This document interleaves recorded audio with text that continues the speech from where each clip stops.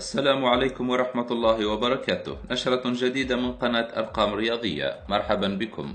نبدأ نشرتنا بأخبار برشلونة، حيث لا تزال الشكوك تحوم حول مستقبل اللاعب الدولي الإسباني أندريس إنيستا، لاعب وسط نادي برشلونة الإسباني، والذي ينتهي عقده مع الفريق صيف عام 2018. وقالت العديد من التقارير سابقا أن برشلونة وضع الإيطالي ماركو فيراتي كخيار أول ليكون بديلا لأندرياس إنيستا في خط وسط الفريق الكتالوني في المستقبل، خاصة أن إنيستا شارف على نهاية مسيرته الكروية. وذكر موقع كالشيو ميركاتو الإيطالي أن رغبة باريس بعدم التخلي عن لاعبه فيراتي في الوقت الحالي دفعت البلوغرانا للبحث عن بديل آخر ليحل مكان إنيستا. وأوضح أن برشلونة وضع عينيه على اللاعب الدولي الألماني مسعود أوزيل، لاعب وسط نادي أرسنال الإنجليزي الحالي وريال مدريد السابق. ولا يزال أيضا مستقبل مسعود أوزيل محل شك، فعقده مع المدفعجية ينتهي صيف عام 2018، ولا تزال المفاوضات بينه وبين إدارة أرسنال لتمديد عقده معقدة للغاية.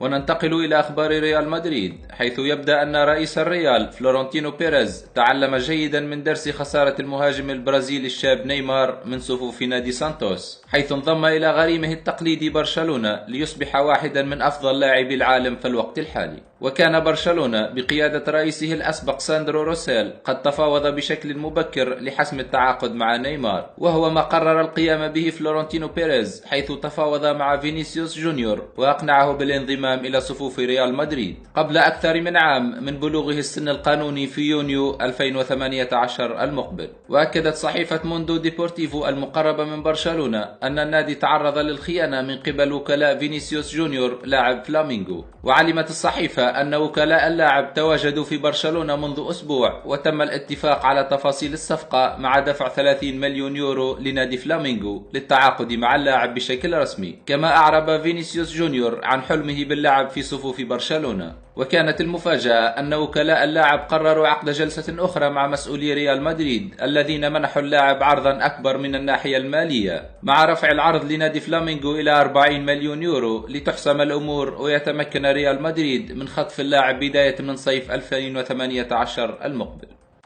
ونبقى مع أخبار الفريق الملكي، حيث يبدو أن علاقة النجم الويلزي غاريث بيل بإدارة نادي ريال مدريد لم تعد كما كانت سابقا، حيث باتت التساؤلات كبيرة حول مصير نجم توتنهام السابق في النادي. صحيفة دياريو جول الإسبانية قالت إن إدارة الملكي تشعر بعدم جدوى تعويض رونالدو ببيل بظل استمرار تألق البرتغالي حتى الآن، في حين قضت الإصابات على معظم موسم الويلزي إلى جانب عدم ظهوره بالمستوى المطلوب مؤخرا. تراجع الثقة ببيل تزامن مع ظهور اهتمام مانشستر يونايتد باللاعب، حيث يسعى مورينيو لتعزيز مشروعه الجديد بالنفاثة الويلزية، بظل ظهور أخبار كثيرة عن ضم سبيشال وان للعديد من النجوم أبرزهم غريزمان وأغويرو وهارت. وبحسب الصحيفة أيضا نجح رونالدو بإقناع إدارة الميرينجي بضرورة استمراره أساسيا بالملكي لأطول وقت ممكن، مع مواصلته التألق، خاصة بعد أن تمكن من تسجيل 8 أهداف بآخر 3 مباريات بدوري الأبطال.